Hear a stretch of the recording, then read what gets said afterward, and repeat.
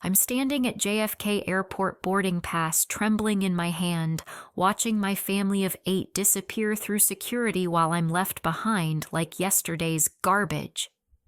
My sister Grace's words still echo through the terminal. I forgot your ticket, go home. $35,000 from my savings account gone. 3 years of overtime shifts as a nurse, canceled vacation days, maxed credit cards to give my family the dream European vacation they'd begged for. And now I'm watching them board the plane to Paris, while I stand alone in this crowded terminal, betrayed by the people I loved most. The departure board shows their flight taxiing to the runway, while I'm clutching a worthless piece of paper. The ride home from JFK felt like a funeral procession. My hands shook so badly I could barely grip the steering wheel of my Honda Civic, the same car I'd been planning to trade in after the trip. Instead, I drove through Queens traffic while my family soared 30,000 feet above the Atlantic Ocean. Walking into my empty apartment in Astoria, the silence hit me like a physical blow. Grace's suitcase still sat by my door where she'd dropped it that morning, claiming she needed to grab one last thing before we left. Now I understood what that one last thing had been sabotaging my travel documents. I called Delta Airlines immediately, my nursing training kicking in as I methodically gathered information. The customer service representative, Jennifer, sounded genuinely confused when she pulled up my reservation. "Ma'am, I'm showing that your ticket was canceled 2 days ago by Grace Martinez. She requested a partial refund and told us the passenger decided not to travel." The phone nearly slipped from my numb fingers. 2 days ago. But I never canceled anything. According to our records, she had authorization as the primary booker. She provided your confirmation number and said you'd changed your mind about the vacation. I hung up and immediately called Grace's cell phone. It went straight to voicemail. Then I tried my mother, Patricia. Same thing. My brother-in-law, David, Grace's husband. Nothing. Every single person I'd spent my life savings to treat like royalty had suddenly become unreachable. That's when I noticed Grace's old iPhone plugged into the charger on my kitchen counter. She'd gotten a new one last week and left this one here for emergencies. My heart pounded as I unlocked it with the passcode I'd seen her use countless times our grandmother's birthday. The text messages I found made my blood turn to ice water. Grace to Patricia. Finally getting rid of Shelby for the trip. I canceled her ticket. We can have real family time without her hovering. Patricia to Grace. Good thinking, sweetie. She's always been too controlling anyway. This vacation should be about us, not her guilt trips about money. Grace to Patricia. I know, right? She acts like she's doing us some huge favor when really she just wants to control everything. This way we can actually enjoy Europe. I scrolled through weeks of messages, each one hitting me like a sledgehammer. They'd never wanted me there. They'd planned this deception while I was working double shifts at Mount Sinai Hospital to fund their dream vacation. Every conversation about matching outfits for photos, about which museums to visit, about sharing rooms to save money had been a lie. But the worst message was from Grace to David. Shelby's such a pushover. She'll be upset for like a week and then start planning the next family event. Easy money. My legs gave out, and I collapsed onto my kitchen floor, still holding the phone. 3 years of sacrifice. 3 years of saying no to my own plans, my own dreams, my own needs. I'd turned down dates because I was working overtime. I'd skipped my college reunion because I needed the money for their trip. I'd even canceled my subscription to Netflix to save $15 a month. The family I'd funded included Grace and her 3 children, 8-year-old Emma, 12-year-old Tyler, and 15-year-old Sophia. David, her husband, who worked in construction, but somehow never had money for family expenses. My mother, Patricia, who'd raised me to believe family came first always. And Grace had also insisted on bringing David's sister Maria and her boyfriend Jake, expanding the guest list without asking me. I'd paid for everything. Every flight, every hotel room, every meal plan, every tourist attraction, every shopping budget. I'd researched exchange rates and international banking fees. I'd bought travel insurance and emergency medical coverage. I'd even purchased new luggage for everyone because Grace said it would look better in photos if we all matched. My phone buzzed with a notification from my banking app. My heart stopped as I opened it and saw a transaction from yesterday. Grace Martinez had withdrawn $5,000 from our joint emergency account. The account that only existed because I'd been contributing $200 every month for the past 2 years, while Grace contributed nothing. I called the bank immediately, speaking to a supervisor named Robert who confirmed my worst fears. The withdrawal was made at 3 p.m. yesterday at our Manhattan branch. Ms. Martinez has authorization on the account and told our teller it was for vacation incidentals. Vacation incidentals. She mentioned something about shopping money and emergency funds for Europe. Since you both have equal access to the account, no additional authorization was needed. I stared at my laptop screen showing my decimated bank balance. Checking account $432, savings account $0.18, credit cards maxed out at $28,000, emergency fund cleaned out. Grace hadn't just stolen my vacation. She'd stolen my financial security, my peace of mind, and my ability to trust the people I'd spent 28 years loving unconditionally. My neighbor, Mrs. Henderson, knocked on my door around 9 p.m. holding a casserole dish and wearing a concerned expression. She was a retired school teacher who'd lived in the building for 30 years and had watched me rush around preparing for this trip. "Honey, I saw you come home alone. Where's your family?" I broke down completely, sobbing into her shoulder while she held me like the mother I'd apparently never really had. Through my tears, I told her everything. About the money, the canceled ticket, the text messages, the stolen emergency fund. Mrs. Henderson pulled back and looked me straight in the eyes. "Shelby, what they did wasn't just mean. What they did was theft. And honey thieves don't deserve your loyalty." The following week passed in a blur of documentation and discovery. My nursing background had taught me to be methodical, to gather evidence, to piece together patterns, so that's exactly what I did. I started with receipts. Every payment confirmation email, every bank statement, every credit card transaction related to the trip. I created spreadsheets showing exactly who had paid for what. The numbers were staggering: $35,467 in vacation expenses, all from my accounts. But as I dug deeper, I found evidence that made my stomach turn. Grace had used my Visa card where she was an authorized user to upgrade their accommodations without telling me. Instead of the modest 3-star hotels I'd booked, she'd moved everyone to 5-star luxury resorts. The Royal Plaza Paris, the Grand Hotel Rome, the Ritz Madrid. Each upgrade had cost an additional $800 to $1,200 per night. For 3 weeks across 5 cities, those changes added nearly $15,000 to bills I'd never agreed to pay. I discovered this by checking their Instagram posts. Grace had tagged herself at the Peninsula Paris on day 3 of their trip. Emma had posted a pool photo from Hotel Villa San Martino in Rome. Tyler had shared a room service breakfast that clearly came from the most expensive suite tier. They weren't just taking the vacation I'd paid for, they were living in luxury I couldn't afford while posting photos designed to make their friends jealous. But the social media investigation revealed something even more disturbing. Grace had been posting about me for months, painting a picture that made me look like a manipulative control freak. One post from February read, "Some people use money to control others. Planning a family trip but dealing with someone who thinks paying means they get to make all the decisions.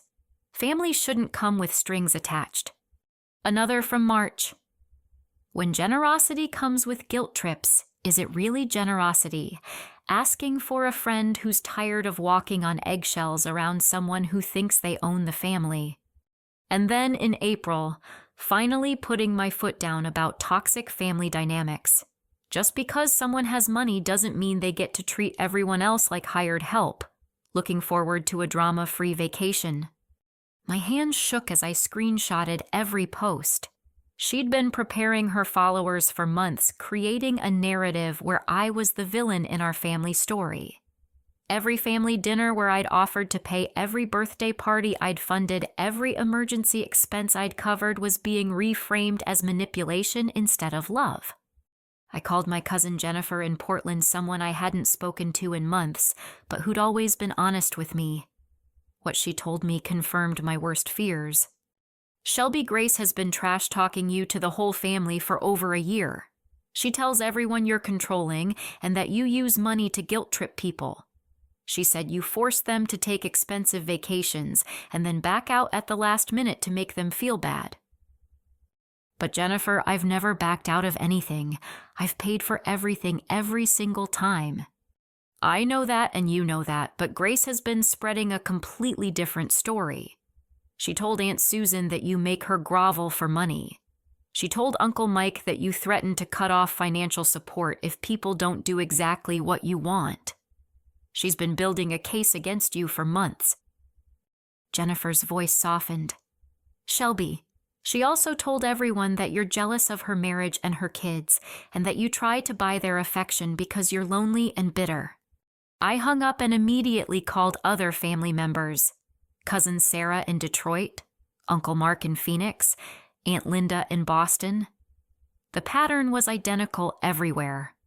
Grace had spent over a year systematically destroying my reputation while I'd been working overtime to fund our family activities. She'd told them all that I was unstable, possessive, and manipulative, that I used my nursing income to control family dynamics, that I made unreasonable demands about family gatherings, that I was bitter about being single and tried to insert myself into their marriages and parenting decisions. None of it was true, but Grace had been strategic. She'd shared just enough real details, twisted just enough truth to make her lies believable. That's when I decided to dig into Grace's financial situation more carefully. I'd always assumed she struggled because David's construction work was seasonal and irregular. But what I found through basic online investigation shocked me. Grace was having an affair with Richard Coleman, a married real estate developer who owned properties throughout Manhattan. His company, Coleman Holdings, was publicly traded and extremely successful. Richard was worth an estimated $42 million and had been secretly funding Grace's lifestyle for the past 18 months. I found their relationship through cross-referencing her credit card statements, with restaurant reservations, hotel bookings, and expensive purchases that didn't match her supposed income. Grace had been living a double life, using my money to maintain appearances for family while using Richard's money for everything else. The European vacation wasn't about family bonding. It was about getting me out of the picture so Grace could have freedom to conduct her relationship without the risk of me discovering it. She'd needed me to fund the trip to maintain her image as a struggling single mother, but she'd also needed me gone so she could communicate with Richard without supervision. But the worst discovery was still ahead of me. While reviewing old calendar entries on Grace's abandoned phone, I found appointments for family gatherings scheduled throughout the next 2 years. She'd been making plans using my name without asking my permission. There was a Thanksgiving Hawaii vacation for 12 people in November. Total estimated cost $18,000. A Christmas ski trip to Aspen for 15 people in December. Total cost $25,000. A spring break cruise for 20 people in March. Total cost $32,000. Grace had been planning a future where I would fund endless family vacations while being excluded from the actual enjoyment. She'd created a schedule of my financial obligations without my consent, assuming I would simply pay whatever she decided we needed. I stared at my laptop screen looking at months of evidence, bank statements showing unauthorized charges, social media posts destroying my reputation, calendar entries committing my income to expenses I'd never agreed to, screenshots of family members repeating Grace's lies about my character. This wasn't sibling rivalry or a family misunderstanding. This was systematic financial fraud combined with character assassination. Grace had spent over a year planning not just to steal my money, but to destroy my relationships and my reputation in the process. I closed my laptop and sat in the growing darkness of my apartment. Tomorrow, I would need to decide what to do with everything I'd discovered. But tonight, I finally understood the truth. I hadn't been betrayed by family. I'd been systematically exploited by criminals who happened to share my DNA. 2 weeks into their European adventure, I was organizing my evidence files when my phone rang at 11:30 p.m. Mount Sinai Hospital appeared on the caller ID. Ms. Martinez, this is Dr. Reeves from the emergency department. Your grandmother, Helen Patterson, was brought in an hour ago. She suffered a major stroke, and we need you to come immediately. The drive to the hospital felt like moving through thick fog. Grandmother Helen had raised me after my father died when I was 7 years old. While my mother, Patricia, worked double shifts as a waitress, Helen taught me to read, helped with homework, and showed me what unconditional love actually looked like. When I reached the ICU, Helen lay unconscious, connected to machines that beeped softly in the sterile room. Dr. Reeves explained that the stroke had been massive and that her prognosis was uncertain. She'd been found by her neighbor when she didn't pick up her morning newspaper. Ms. Martinez, I need to ask you about her recent medical history. Has she been experiencing any symptoms, confusion, weakness, headaches? I don't know. I haven't seen her in 2 weeks because my family went to Europe and I've been dealing with some personal issues. Dr. Reeves consulted his tablet. Actually, our records show she was seen in our clinic 3 weeks ago. Dr. Patricia Williams evaluated her for concerning symptoms. My blood turned cold. 3 weeks ago. Who brought her in? Let me check. It says here Grace Martinez was listed as the accompanying family member. Grace had known. She'd known our grandmother was sick, and she'd said nothing. She'd let me fund their vacation while keeping Helen's condition secret, fearing it might interfere with their travel plans. I immediately called Grace's cell phone, not caring that it was 6 a.m. in Paris. It went straight to voicemail. I called Patricia. Same thing. I called David. Maria even tried reaching Jake. Every single person enjoying their luxury European vacation was suddenly unreachable while our grandmother lay dying. The next 72 hours were a nightmare of medical decisions I wasn't prepared to make alone. Helen's insurance covered basic care, but the doctors recommended specialized treatments that could cost thousands of dollars. Money I no longer had because I'd spent it on ungrateful relatives who were posting Instagram photos from the Eiffel Tower.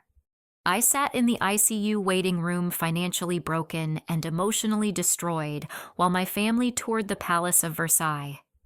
They'd cleaned out my accounts and disappeared across the ocean, leaving me to handle the most important crisis of our family alone. Helen never regained consciousness.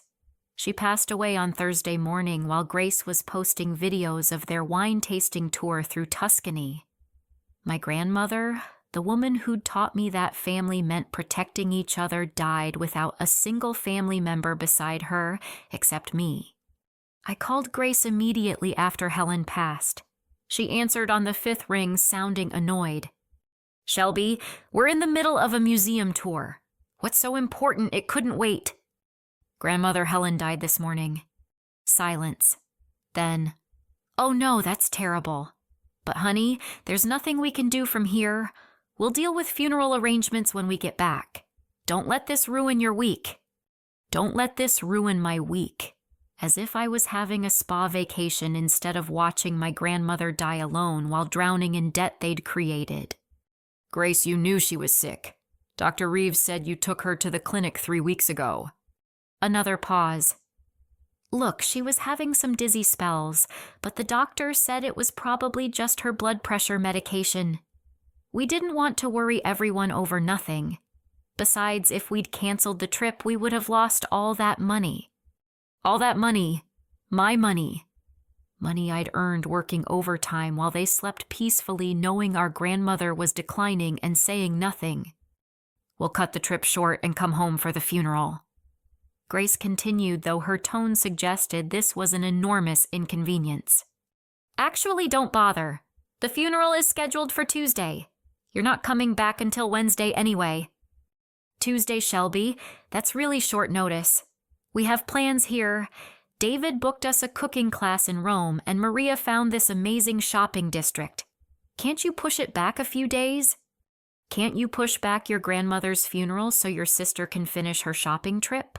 Funded by money stolen from your bank account, while you sit alone in a hospital room holding the hand of the woman who raised you both. The funeral is Tuesday, Grace. Come or don't come, I'll handle everything myself just like I've been handling everything else. I hung up and turned off my phone. Helen's funeral service was held at St. Mary's Catholic Church in Bayside, the same church where she'd taken me every Sunday for 15 years. The attendance was heartbreakingly small. Mrs. Henderson came. Jennifer flew in from Portland. A few of Helen's elderly neighbors attended. My supervisor from Mount Sinai sent flowers. But the church felt empty, echoing with absence. No Grace, no Patricia, no David or Maria or the children who'd called Helen great-grandma and begged her for stories every Christmas. They were all in Rome enjoying their final days of luxury vacation, while I delivered a eulogy to a mostly empty room. After the service, a man approached me near the altar. He was tall, well-dressed, probably in his early 40s, with salt and pepper hair and kind eyes behind wire-frame glasses. Ms. Martinez, I'm Marcus Sterling. I knew your grandmother through the senior center where I volunteer. She spoke about you constantly. I'm so sorry for your loss. I shook his offered hand, grateful for any connection to Helen's life outside our family drama. She was very proud of your nursing career, Marcus continued. She also worried about you constantly. She used to say you gave too much of yourself to people who didn't appreciate your sacrifices. Something in his tone made me look up. Did she talk about my family? Marcus hesitated. Helen was concerned about some family dynamics. She mentioned that you were very generous, but that some relatives took advantage of your kindness. She wanted to talk to you about it, but wasn't sure how to bring it up without seeming interfering. What did she say exactly? She said you were funding expensive family activities while living paycheck to paycheck yourself. She was worried someone was manipulating your sense of family loyalty. I broke down completely then, sobbing in the empty church, while this stranger patted my shoulder awkwardly. Helen had known. She'd seen the pattern clearly and wanted to protect me, but she'd died before she could intervene. Marcus handed me his business card, Sterling and Associates Attorney at Law, specializing in family financial disputes and elder care law. Ms. Martinez, I don't usually discuss business at funerals, but Helen mentioned some concerning details about your family's financial arrangements. If you ever need legal advice about protecting your assets or addressing exploitation, please don't hesitate to call. That evening, I drove to Helen's house in Bayside to begin the overwhelming task of sorting through 78 years of accumulated belongings. The house felt impossibly quiet, filled with the scent of her lavender sachets and the memory of Sunday dinners where she'd cook for whoever showed up. In her bedroom, I found her jewelry box sitting on the antique dresser she'd inherited from her own mother. Inside, beneath the costume pearls and her wedding ring, I discovered a stack of letters tied with a blue ribbon. The top envelope was addressed to me in Helen's careful handwriting, for Shelby to read when you're ready to hear the truth. My hand shook as I opened the first letter. My dearest granddaughter, it began. I'm writing this because I'm afraid I won't live long enough to have the conversation we need to have. For 3 years, I've watched Grace manipulate your generous heart, and it breaks my own heart to see you sacrificing your future for people who see your kindness as weakness. The letter continued for 3 pages detailing observations Helen had made about Grace's behavior. How Grace would visit Helen only when she needed money or babysitting. How Grace spoke about me with resentment and entitlement, complaining that I was tight with money while simultaneously planning activities that required my funding. Grace told me last Christmas that she deserves your financial support because she has children and you don't. She said you have more money than you need and that helping family is your responsibility. Shelby, that's not love. That's exploitation. The second letter was even more painful to read. Helen had documented specific conversations where Grace had called me controlling, manipulative, and desperate for family approval. She'd heard Grace coaching her children to ask me for expensive gifts, teaching them to use emotional manipulation to get what they wanted. Your sister has been training her children to exploit your emotions the same way she does. Emma knows exactly what to say to make you feel guilty about not buying her expensive toys. Tyler has learned to mention college costs whenever he wants something. This pattern will continue until you stop it. The final letter was dated just 1 month ago. Dearest Shelby, I'm feeling weaker lately and wanted to make sure you know how proud I am of the woman you've become. But I'm also worried that your beautiful heart is being exploited by people who should protect it. Stop giving everything away to people who see kindness as weakness. You deserve a family that appreciates your love without demanding your bank account. Love, Grandma Helen. I sat on her bedroom floor surrounded by boxes and memories holding letters that contained the warnings I'd needed to hear months ago. Helen had seen the truth clearly, but I'd been too deep in the pattern of enabling to recognize it myself. My phone buzzed with a text message from Grace. Having an amazing time in Rome. Wish you were here. Hope you're handling the funeral arrangements okay. We'll make it up to Helen when we get back with a nice memorial or something. Love you. Wish you were here, after canceling my ticket and stealing my money. Hope you're handling the funeral arrangements okay, as if it was just another task I should take care of while they enjoyed their stolen vacation. We'll make it up to Helen when we get back with a nice memorial or something. You can't make anything up to a dead person, and you certainly can't do it with someone else's money. I turned off my phone and continued reading Helen's letters finally, understanding that the greatest gift she'd left me wasn't her house or her belongings. It was her clear-eyed assessment of my situation and her permission to stop accepting unacceptable treatment. Helen had died trying to save me from the very people who were supposed to love me. The least I could do was honor her memory by finally listening to her advice. Marcus Sterling called me the morning after the funeral, his voice gentle but professional. Ms. Martinez, I hope you don't mind me reaching out so soon. I've been thinking about our conversation yesterday, and I wanted to offer my assistance with any legal matters arising from your grandmother's estate. Actually, Marcus, there's more going on than just estate issues. I think I need to tell someone what's been happening with my family. We met at a coffee shop in Astoria 2 hours later. I brought 3 folders, bank statements, credit card records, and printed screenshots of Grace's social media campaign against me. Marcus listened without interruption as I explained the canceled vacation, the stolen emergency fund, the unauthorized credit card charges, and the systematic destruction of my reputation. When I finished, Marcus was quiet for a long moment, reviewing the documents I'd shown him. Shelby, what you're describing isn't just family dysfunction. This is criminal fraud. identity theft, breach of fiduciary duty, and possibly elder financial abuse regarding your grandmother. Elder financial abuse. What do you mean? Grace had knowledge of Helen's declining health, but kept that information from you while you were making major financial decisions. She also used emotional manipulation to prevent you from being present for Helen's medical care. That's a form of elder abuse that can carry serious legal consequences. Marcus explained that as an attorney specializing in family financial disputes, he'd seen cases like mine before. The pattern was always similar, one family member with stable income being systematically exploited by relatives who combined emotional manipulation with financial theft. The European trip was just the most obvious theft. Based on what you've shown me, Grace has been committing fraud against you for years. The joint emergency account withdrawals, the unauthorized credit card charges, the identity theft for travel insurance purposes. Any one of these could result in criminal charges. Travel insurance, identity theft.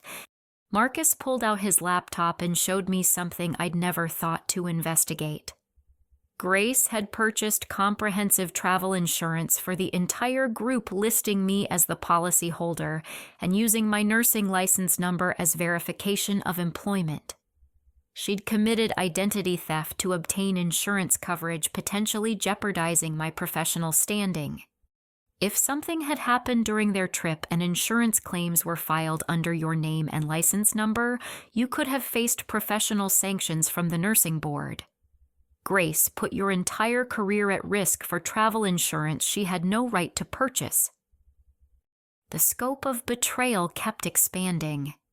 It wasn't just money anymore. Grace had been willing to destroy my professional life to fund her vacation. Marcus, I still can't believe they would actually do this intentionally. We're family.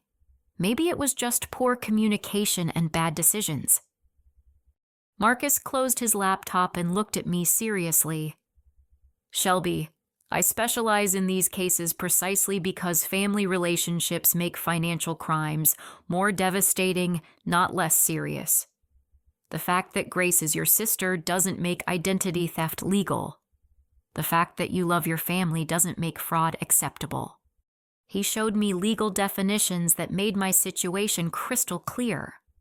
What Grace had done met the federal definition of wire fraud because she'd used electronic banking systems across state lines. The identity theft for travel insurance was a felony. The unauthorized credit card charges constituted theft regardless of my status as an authorized user. But here's what concerns me most, Marcus continued. This wasn't opportunistic crime. Grace planned this for months, maybe years. She destroyed your reputation to isolate you from family support. She manipulated your grandmother's medical crisis to avoid accountability. She's been setting up future financial exploitation without your consent. This is sophisticated, premeditated abuse. That afternoon, Marcus introduced me to his legal team. Sarah Chen, a forensic accountant who specialized in family financial crimes. Detective Ray Johnson, a retired police officer who consulted on fraud investigations. Dr. Angela Rodriguez, a psychologist who worked with financial abuse survivors. Dr. Rodriguez explained concepts I'd never heard before: financial abuse trauma bonding and something called weaponized generosity. Shelby abusers often target people with strong family values and generous hearts. They use your love against you, making you feel like setting boundaries means abandoning family. This creates a cycle where the victim keeps giving more to prove their love, while the abuser becomes more entitled and demanding. She helped me understand why I'd been unable to see the pattern clearly. When family members systematically exploit your finances while simultaneously attacking your character, it creates cognitive dissonance. You can't process that people you love are deliberately harming you, so your mind tries to find explanations that preserve the relationship. Over the following week, Marcus's team conducted a comprehensive investigation of my financial situation. Sarah discovered that Grace had been using my personal information to monitor my credit score, bank balances, and even my work schedule through online banking access I'd given her for emergencies. Detective Johnson found evidence that Grace's boyfriend Richard Coleman was aware of and potentially directing some of the financial exploitation. Richard had been coaching Grace on how to maximize her access to my money while minimizing the legal risks. Ms. Martinez, we found communications between Grace and Richard discussing your psychological profile. They specifically plan to exploit your guilt about being single and childless, your sense of responsibility to family, and your nursing background that makes you want to care for others. They'd been studying me like a target, identifying my emotional vulnerabilities and designing their exploitation strategy accordingly. But the most shocking discovery came from Sarah's forensic accounting review. Grace hadn't just been stealing from me. She'd been running the same pattern with other family members for years. Shelby, your cousin Jennifer, and Portland Grace borrowed $8,000 from her last year for emergency dental work that never happened. Your Uncle Mark in Phoenix sent her $5,000 for Tyler's school expenses that went to luxury handbags instead. She's been systematically defrauding your entire extended family while using you as the primary funding source. I thought about Jennifer's comment during our phone call. Grace has been trash-talking you to the whole family for over a year. She'd been destroying my reputation with relatives she was simultaneously stealing from, preventing any of us from comparing notes or recognizing the pattern. How many people has she done this to? Based on our investigation, at least 12 family members over the past 3 years. Total estimated theft approximately $67,000. Your $35,000 loss was just the largest single incident. That evening, Marcus drove me home to my apartment in Astoria. We sat in his car for a moment before I got out, both of us processing the magnitude of what we'd discovered. Shelby, I want to be completely honest with you. What Grace has done is serious enough to warrant criminal prosecution. But family financial crimes are emotionally complicated, and you'll need to decide how far you want to pursue legal action. I looked at him, this man who'd appeared at my grandmother's funeral like some kind of guardian angel. Marcus, can I ask you something personal? You said you volunteer at the senior center where Helen went. Why do you do that? He was quiet for a moment. My grandmother raised me after my parents died in a car accident when I was 12. She worked 2 jobs to put me through law school, sacrificing everything for my education. After she passed, I discovered that my uncle had been stealing from her for years, taking money she'd been saving to help other grandchildren through college. Did you pursue legal action? I did. It was the hardest thing I'd ever done, but it was also the right thing. My uncle had stolen over $40,000 from a woman who was working as a cleaning lady into her 70s to support family members who were exploiting her generosity. Marcus turned to look at me directly. Shelby, protecting yourself from financial abuse isn't revenge. It's survival. And more importantly, it's protection for future victims. Grace won't stop with you. She'll find other targets, other family members to exploit. Legal accountability is sometimes the only way to break the cycle. As I walked into my building, I realized that for the first time in weeks, I didn't feel completely alone. Marcus and his team understood what had happened to me. They'd seen this pattern before, and they knew how to stop it. But more than that, I was beginning to understand that what Grace had done wasn't a family problem requiring family solutions. It was a crime requiring legal intervention. And for the first time since standing in that airport terminal, I felt like I might actually be strong enough to fight back. 3 weeks after my family left for Europe, my life had transformed into something I barely recognized. Instead of working overtime shifts to fund other people's dreams, I was working with Marcus's legal team to document 3 years of systematic financial abuse. Sarah Chen's forensic accounting had uncovered a pattern of exploitation that went far beyond the canceled vacation. Grace had been using my personal information to track my financial habits, monitoring my bank balances through shared online accounts, and timing her emergencies to coincide with my payday schedule. "Shelby, look at this timeline," Sarah said, spreading documents across Marcus's conference table. "Every major financial request Grace made happened within 48 hours of your paycheck deposits. She was literally watching your account and calculating how much she could extract without leaving you completely broke." The precision was chilling. Grace had known exactly how much I earned, how much I spent on rent and necessities, and how much emotional manipulation was required to get me to part with the remainder. She'd turned my generosity into a mathematical equation. Detective Johnson had interviewed Jennifer in Portland, who confirmed that Grace had been running similar schemes with multiple family members. But Jennifer revealed something even more disturbing. "Ms. Martinez, your cousin said Grace specifically told her not to mention the money she borrowed because Shelby gets weird about family financial stuff."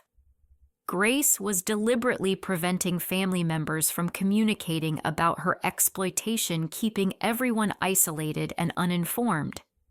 Dr. Rodriguez continued working with me on understanding the psychological aspects of what had happened. Through therapy, I began to see how Grace had weaponized my nursing background against me.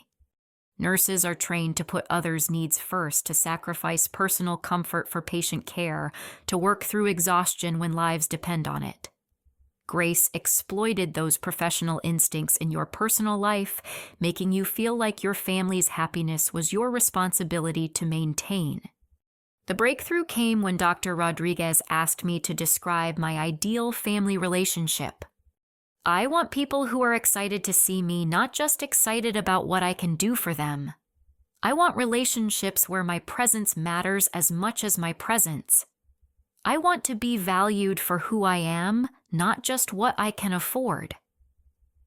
"And how does that compare to your actual family relationships?" I realized I couldn't remember the last time Grace had called just to talk, or visited without needing something, or shown interest in my life beyond my ability to fund hers. Our entire relationship had become transactional, with me providing resources and Grace providing access to her children and inclusion in family activities. "Dr. Rodriguez, I think I've been paying admission fees to be part of my own family." That's exactly what financial abuse looks like in family systems. The abuser trains everyone to accept that love is conditional on financial support, and the victim learns to equate generosity with worthiness. Marcus had been working on the legal framework for potential criminal charges, wire fraud for the electronic banking transactions across state lines, identity theft for the travel insurance fraud, grand theft for the accumulated unauthorized charges, elder abuse for the manipulation during Helen's medical crisis. "Shelby, we now have enough evidence to support criminal prosecution on multiple charges. But I want you to understand that criminal cases are handled by the district attorney's office, not by us. Once we file a complaint, the decision to prosecute becomes theirs, not yours." What would criminal charges mean for Grace? Depending on the specific charges and her criminal history, she could face anywhere from probation to several years in prison. The financial restitution would be mandatory, but criminal cases are about justice, not just compensation. That evening, Marcus and I had dinner at a quiet restaurant in Manhattan.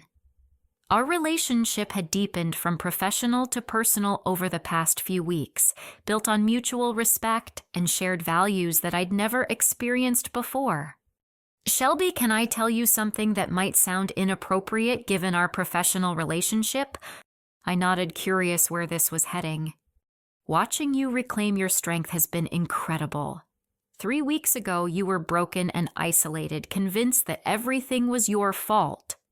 Now you're standing up to people who've been exploiting you for years.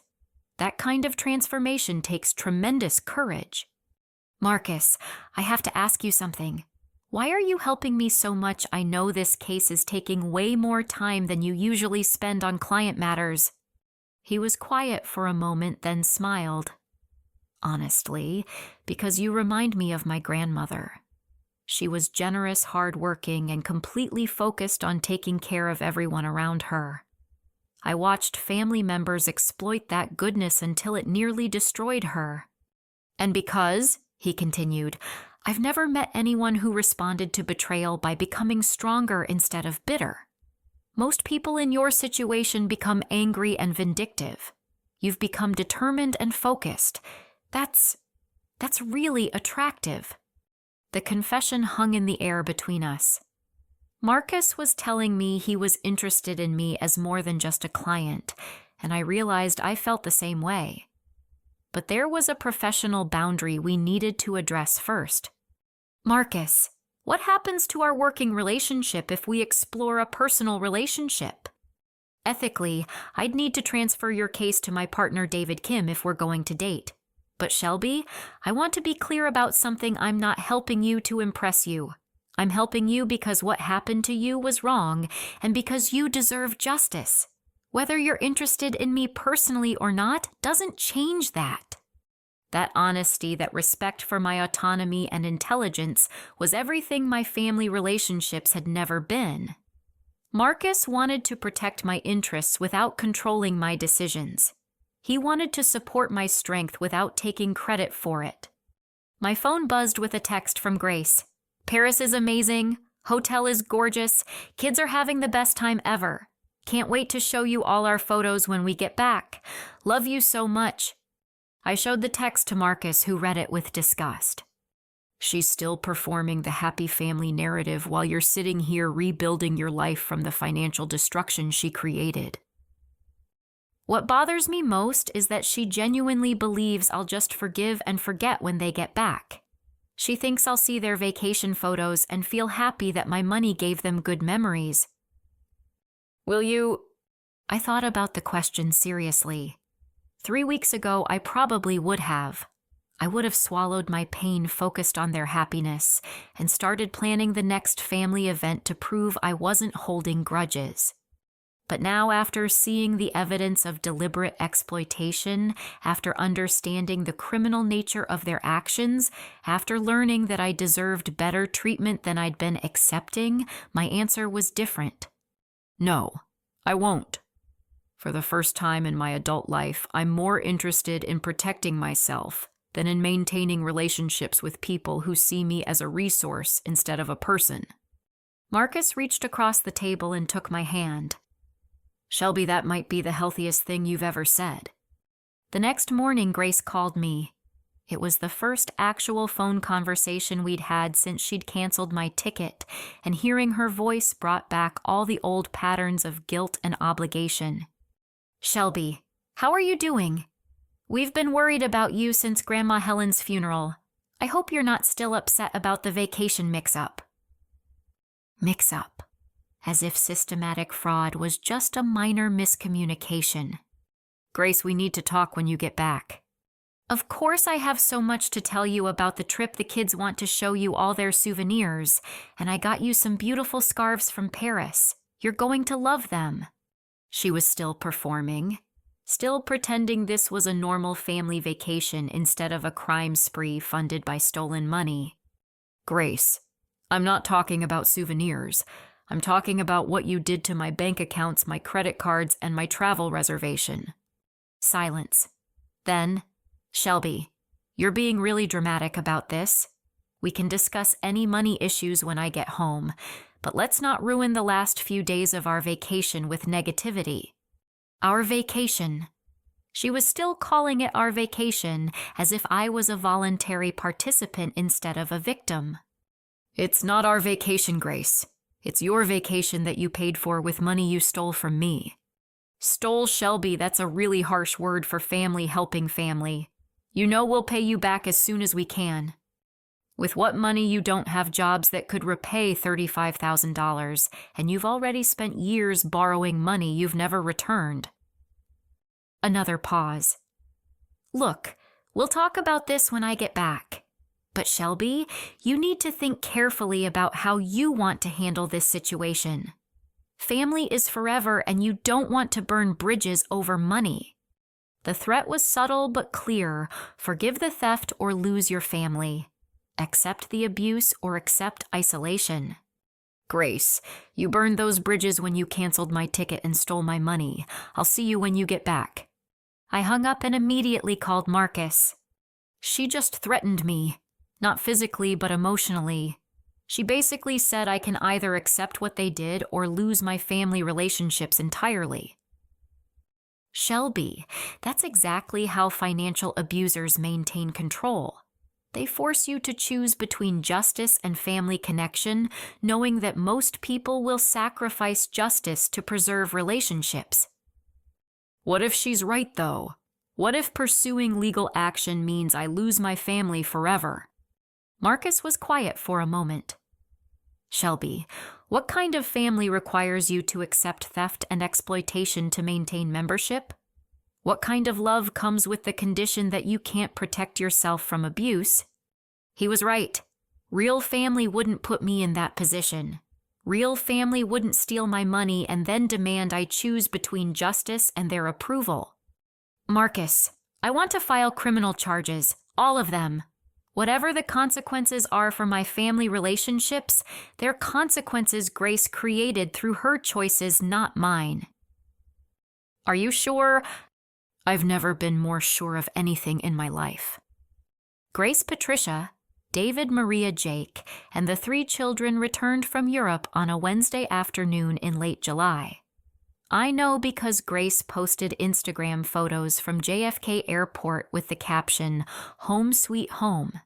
Amazing family vacation, but excited to get back to normal life. Normal life. As if normal life included stealing $35,000 from family members and leaving them financially devastated while you toured European capitals. They showed up at my apartment that evening without calling first, laden with shopping bags and rolling suitcases, expecting the usual post-vacation celebration, where I would look through their photos and exclaim over their souvenirs. Grace knocked on my door with the special rhythms she'd used since we were children, and for a split second, muscle memory almost made me smile. Then I remembered why they'd been able to travel to Europe in the first place. I opened the door to find my entire family crowded in the hallway, tanned and relaxed, wearing expensive clothing I'd inadvertently purchased for them. Grace immediately moved to hug me, but I stepped back. We need to talk. Of course we do. Grace pushed past me into my apartment, followed by the others. We have so much to tell you. Kids show Aunt Shelby the pictures from the Eiffel Tower. But the kids had stopped in the doorway, staring at Marcus, who was sitting at my kitchen table, reviewing legal documents. I'd asked him to be here for this conversation, both as my attorney and as emotional support. Shelby, Patricia said slowly, who is this? This is Marcus Sterling. He's my attorney. The temperature in the room dropped 20 degrees. Grace's smile faltered, and David immediately became defensive. Attorney Shelby, what's going on here? Why do you need an attorney? Grace tried to recover her composure. Honey, I think you're overreacting to what happened at the airport. We can work out any financial issues between family members. There's no need to involve lawyers. Marcus stood up calmly and introduced himself. Good evening. I'm Marcus Sterling from Sterling & Associates.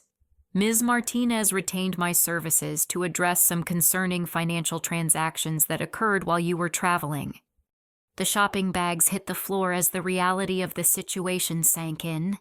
David looked angry, Maria looked confused, and Patricia immediately went into protective mode. Shelby, this is ridiculous. You can't seriously be threatening legal action against your own family over a vacation mix-up. It wasn't a mix-up, Mom. Grace deliberately canceled my ticket, stole money from our joint account, and used my credit cards without authorization to upgrade your accommodations. That's not a family dispute. That's theft. Grace tried to maintain control of the narrative. Shelby, you're being completely unreasonable. We're family. We share resources and help each other. That's what family does. Marcus pulled out a folder and handed Grace a document. Ms. Martinez, this is a cease and desist letter regarding your unauthorized access to Ms. Shelby Martinez's financial accounts. You have 72 hours to provide documentation showing your legal authority for the transactions you made. Grace's hands shook as she read the letter. Legal authority, I don't understand what you're talking about. The $5,000 withdrawal from the joint emergency account. The hotel upgrades charged to Ms. Martinez's credit cards, the travel insurance purchased using her nursing license number. These transactions require either explicit authorization or legal power of attorney. David stepped forward aggressively. Look, this whole thing is getting blown out of proportion. Family members help each other financially. That's normal behavior. Mr. Martinez, Marcus replied evenly. Family financial assistance involves consent from all parties. What occurred here was unauthorized access to financial resources, which meets the legal definition of theft, regardless of family relationships. Grace tried a different approach targeting my emotions instead of the legal facts. Shelby, I can't believe you're doing this to your own family. We've been close our whole lives. We share everything. You know I would never intentionally hurt you.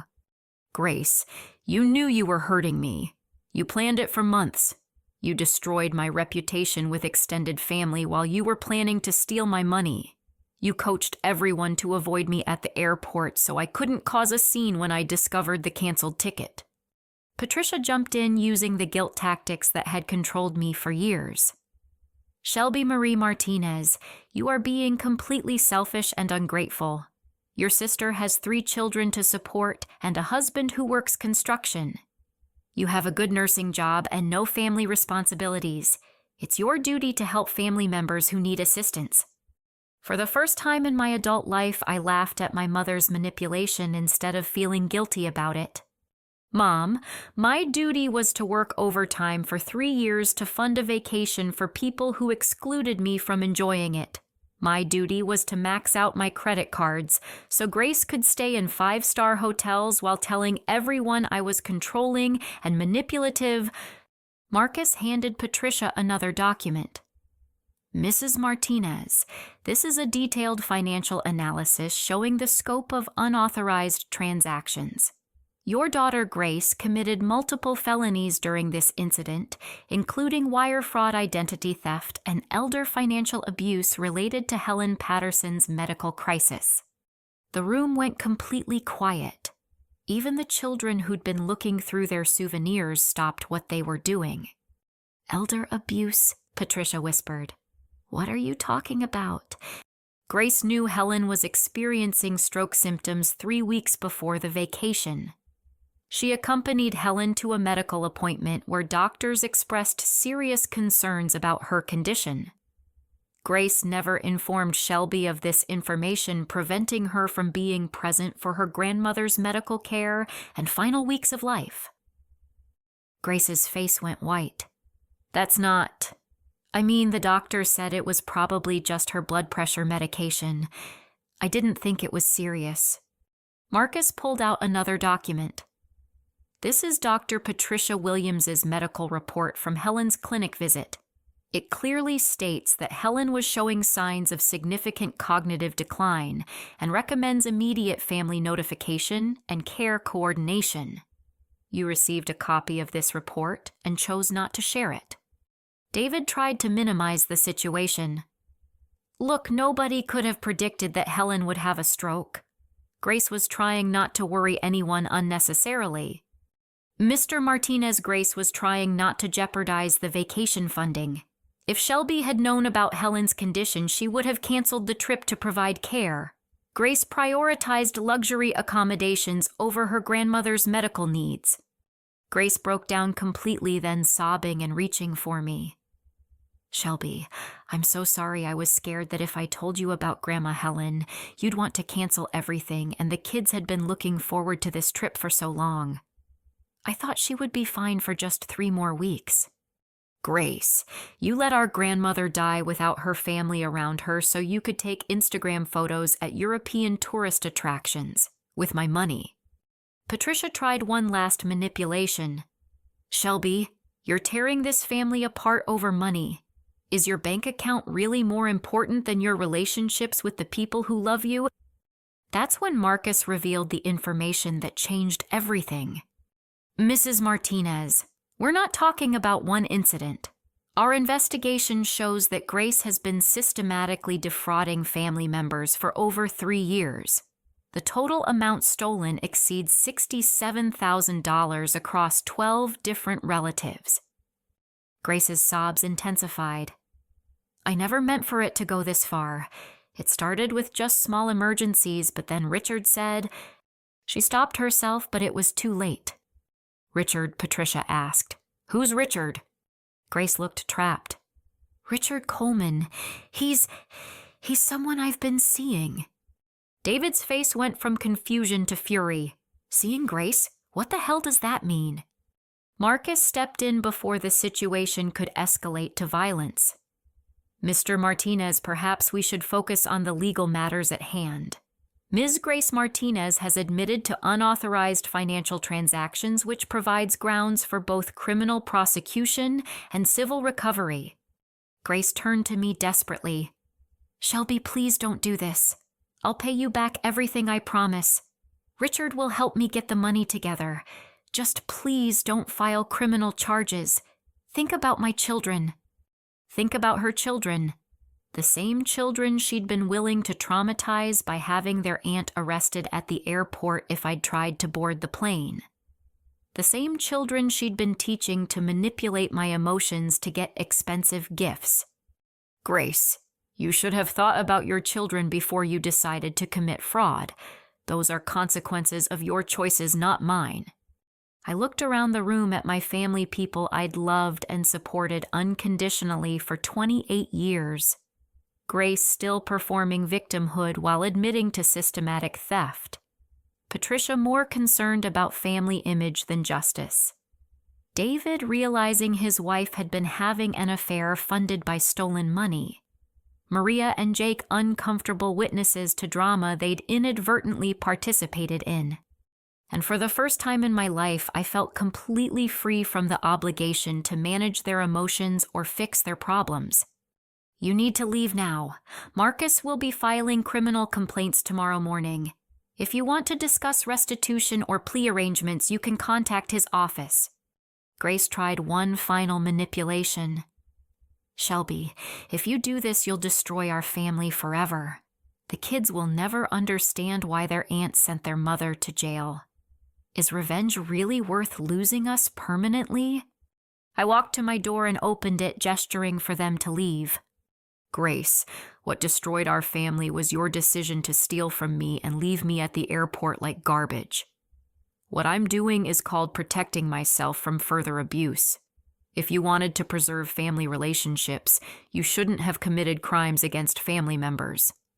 They gathered their shopping bags and souvenirs, the physical evidence of their theft, and filed out of my apartment. Grace was the last to leave, stopping in the doorway for one final attempt. Shelby, I really do love you. I know I made mistakes, but everything I did was because I was desperate. I never wanted to hurt you. I looked at my sister, this person who'd shared my childhood and knew all my vulnerabilities, who'd systematically exploited that knowledge to destroy my financial stability and emotional well-being. Grace, you didn't make mistakes. You made choices. For months you chose to steal instead of asking for help. You chose to destroy my reputation instead of being honest about your situation. You chose to let our grandmother die alone instead of risking your vacation funding. I paused, letting that sink in. And now I'm making a choice too. I'm choosing to protect myself from people who see my love as weakness and my generosity as opportunity. That choice doesn't make me vindictive. It makes me healthy. Grace started crying again, but I closed the door. For the first time in years, I was more interested in my own peace of mind than in managing other people's emotional reactions to the consequences of their behavior. Marcus wrapped his arms around me as I leaned against the closed door, shaking from adrenaline and relief. "How do you feel?" "Free," I said without hesitation. "For the first time in my adult life, I feel completely free." 6 months later, I was standing in my new apartment in Midtown Manhattan wearing a navy blue dress that cost more than I used to spend on family gifts in a month. The view from my bedroom window showed Central Park where children played and couples walked hand in hand, living lives unburdened by the kind of toxicity I'd finally escaped. The legal proceedings had concluded faster than expected. Grace pled guilty to wire fraud, identity theft, and elder financial abuse to avoid a trial that would have exposed the full scope of her crimes. She received 18 months probation, 1,200 hours of community service, and was ordered to pay full restitution of $47,865, including interest, court costs, and legal fees. The criminal charges were just the beginning. Marcus's civil lawsuit recovered additional damages for emotional distress credit repair costs and punitive damages designed to prevent future incidents. Grace's affair partner Richard Coleman settled out of court for $25,000 to avoid having his extramarital relationship exposed to his wife and business partners. In total, I recovered nearly $73,000, more than double what Grace had initially stolen. But more importantly, I'd recovered my sense of self-worth and my understanding that boundaries weren't selfish, they were survival. Grace's marriage to David had ended in a messy divorce once the affair was exposed. She moved back in with Patricia, struggling to manage 3 children on a part-time income while completing court-mandated financial counseling. David had actually reached out to me months later to apologize for his role in the situation and to thank me for exposing Grace's deception before he'd invested any more years in their fraudulent marriage. Patricia and I had gone through 6 months of family therapy with Dr. Rodriguez, slowly rebuilding a relationship based on honesty instead of obligation. It had been painful work, forcing both of us to acknowledge patterns of dysfunction that went back decades. But Patricia was genuinely committed to change, attending every session and completing homework assignments that helped her understand how her enabling had contributed to Grace's destructive behavior. "Shelby," she'd said during one particularly difficult session, "I taught you that love meant sacrifice, and I taught Grace that love meant entitlement. I created both sides of this unhealthy dynamic, and I'm grateful you were strong enough to break the pattern." The children, Emma, Tyler, and Sophia, maintained their relationship with me through carefully structured visits. They'd been devastated to learn the truth about their mother's actions, but they were also relieved to understand why family dynamics had always felt so chaotic and unstable. I helped them process their emotions while maintaining appropriate boundaries about financial support. Emma, now 9, had asked me during our last visit, "Aunt Shelby, why did Mommy lie about you being mean with money when you always bought us nice things?" I'd explained it in terms she could understand. Sometimes people make up stories about others to excuse their own bad choices. Your mom was taking money that didn't belong to her, so she convinced herself I was being unfair to make herself feel better about stealing. Tyler, 13, had been more direct. "Are you going to help us financially anymore?" "I'll help with genuine emergencies and educational expenses that your mom and dad can't cover," I'd told him honestly. "But I won't be funding entertainment luxury items or things that your parents should be providing. And any help I give will be directly to you, not through your mother." Sophia, 16, had the most mature response. "Aunt Shelby, I'm really sorry about what Mom did. I didn't understand what was happening, but I know now that what she did was wrong. I'm glad you protected yourself even though it hurt our family." My relationship with the extended family had been surprisingly positive. Once the truth came out about Grace's systematic theft and character assassination campaign, relatives who'd been fed lies about my behavior reached out to apologize and share their own stories of Grace's manipulation. Cousin Jennifer flew in from Portland to take me to dinner at an expensive restaurant in Soho. "Shelby, I owe you a huge apology. Grace had me completely convinced that you were controlling and manipulative. I should have talked to you directly instead of believing her stories." Jennifer Grace is very skilled at manipulation. She told everyone exactly what they needed to hear to believe her version of events. The crazy thing is, now that I look back, none of her stories made sense. She was claiming you were cheap and controlling while simultaneously talking about all the expensive things you bought for family events. I should have seen the contradiction.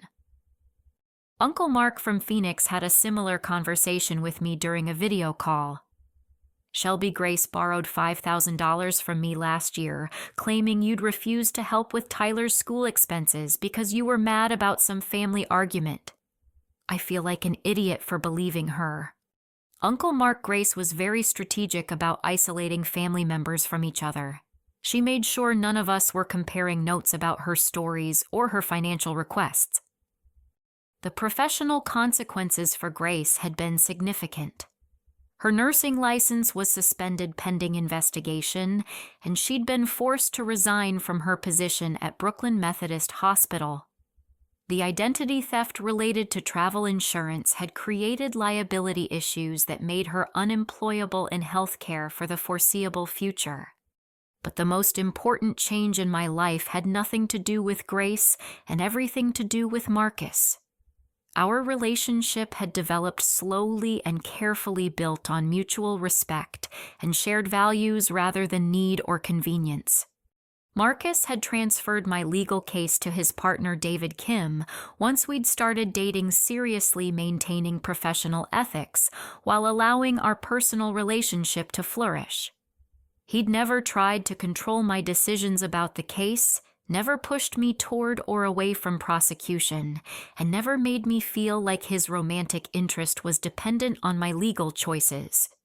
"Shelby," he'd told me during one of our early dates, "I'm attracted to your strength, not your vulnerability. I want to support your independence, not replace it. If you ever feel like I'm treating you the way your family treated you, please tell me immediately." That level of emotional intelligence and respect was completely foreign to me. Marcus celebrated my professional success, encouraged my friendships with coworkers, and actively supported my boundary setting with family members. He wanted me to be healthy and independent, not grateful and dependent. 3 months ago, Marcus had proposed during a quiet dinner at the same restaurant where we'd first discussed the legal case. The ring was beautiful, but modest, chosen with consideration for my values, rather than designed to impress other people. "Shelby Martinez," he'd said, "you're the strongest person I know. You transformed trauma into wisdom, betrayal into boundaries, and exploitation into empowerment. I want to spend my life protecting what you've built and supporting what you're still building." I'd said yes immediately, not because I needed Marcus to rescue me, but because I wanted to build a life with someone who understood that love was about mutual respect and shared goals, not about one person sacrificing everything for the other's benefit. The wedding was planned for next spring, a small ceremony with people who'd supported me through the most difficult period of my life. Mrs. Henderson would be my matron of honor. Jennifer would fly in from Portland. Dr. Rodriguez had become enough of a friend that I'd invited her and her husband. Even Detective Johnson and Sarah Chen from Marcus's legal team would attend. Grace would not be invited. That boundary had been difficult to set, but necessary to maintain. I'd sent her a letter explaining my decision. "Grace, I've worked hard to forgive you for what you did to me, but forgiveness doesn't mean restored relationship. trust has to be rebuilt through consistent, honest behavior over time, and I'm not willing to risk my emotional well-being or my marriage by pretending we can immediately return to a normal sister relationship. I hope someday we can rebuild something healthy between us, but that will require you to do significant personal work that you haven't yet demonstrated interest in completing. My nursing career had flourished once I'd removed the financial stress of constantly funding family emergencies. I'd been promoted to charge nurse on my unit at Mount Sinai, received recognition for my leadership during a complex patient care crisis, and been accepted to a nurse practitioner program that would start in the fall.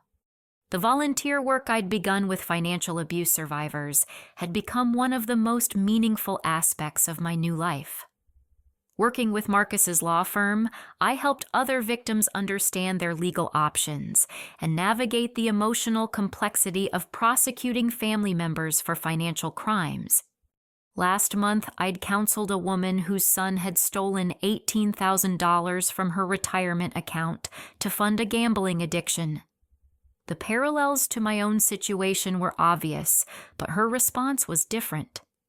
"I can't prosecute my own son," she'd told me. "He's struggling with addiction. Sending him to jail would destroy his life."